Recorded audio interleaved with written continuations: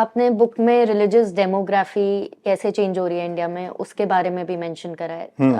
Is it a cause of worry and if it is why yes, is it a तो cause? ये it certainly cause of worry.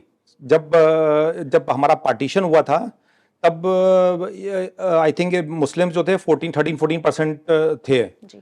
अभी इस समय at least 22-23% हैं. इस समय 20%.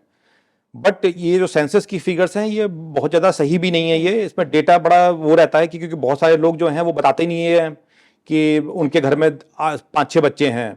बहुत लोग ये बता देते हैं कि 2 बच्चे हैं. अब वो कोई जाके चेक तो कर नहीं सकता उनके, फोर्सफुली उनके घर में कोई जा भी नहीं सकता उनके.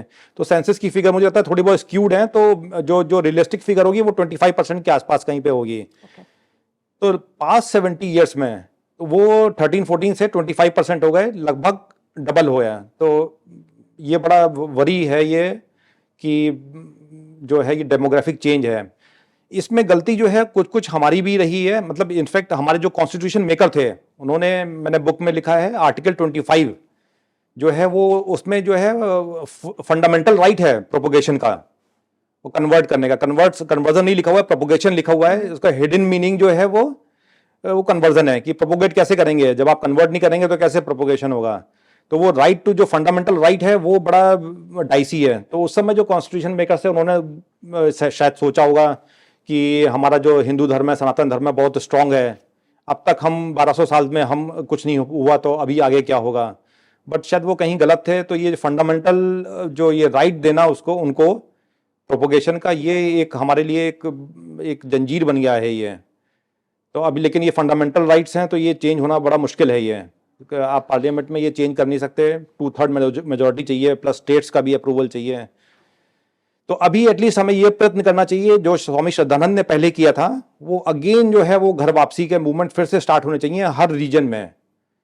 जो हमारे धर्मगुरु हैं, बहुत सारे धर्मगुरु हैं जिनकी बड़ी फैन फॉलोइंग है, मिलियंस में है, उनको ये एटलीस्ट ये करना चाहिए कि हम उनको वापस लेके आए में, तभी शायद जो है इक्विलिब्रियम बैठेगा. वो 2 स्पेशली धर्म है, क्रिश्चियनिटी एंड इस्लाम.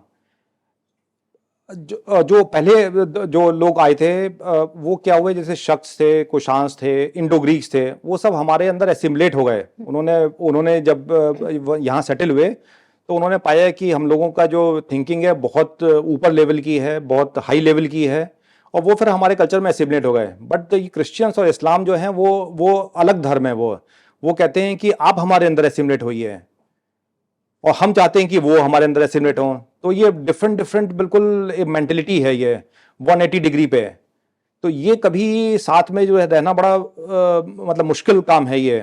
तो और हमारी पॉपुलेशन 140 करोड़ है जिसमें आप 30 करोड़ समझ लीजिए मुस्लिम्स हैं, और क्रिश्चियंस भी बहुत ज़्यादा हैं. बट क्रिश्चियंस में अभी ऑफ लेट उतनी अभी ब्रूटलिटी नहीं रही है जो पहले होती थी. पहले क्रिश्चियंस भी कम नहीं थे इस्लाम में. अगर आप उनकी 500 सी 600 सी में आज से 1500 साल पहले देखेंगे तो कैसे उन्होंने कन्वर्ट किया था.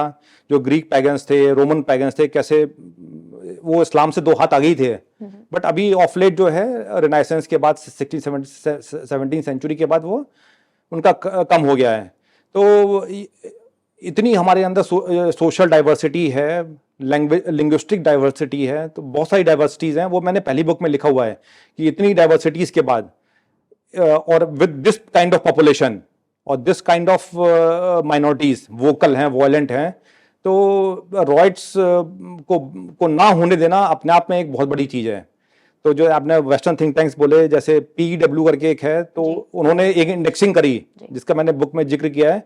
उसमें सोशल स्ट्राइफ हमारा 9 पॉइंट समथिंग है, तो वो टॉप पे है सोशल स्ट्राइफ में.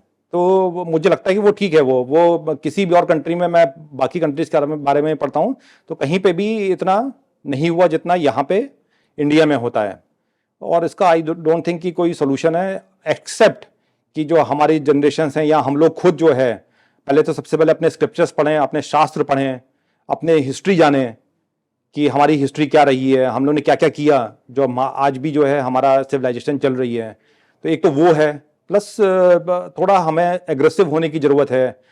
जब कॉन्फिडेंस आएगा, हमें अब शास्त्र पढ़ेंगे, अपनी हिस्ट्री पढ़ेंगे, तो हम लोग खुद ही जो है वो कॉन्फिडेंस आएगा, जो आज का हमारे अंदर कमी है. हम कॉन्फिडेंट नहीं है हम अपने बारे में कि हम क्या कर सकते हैं.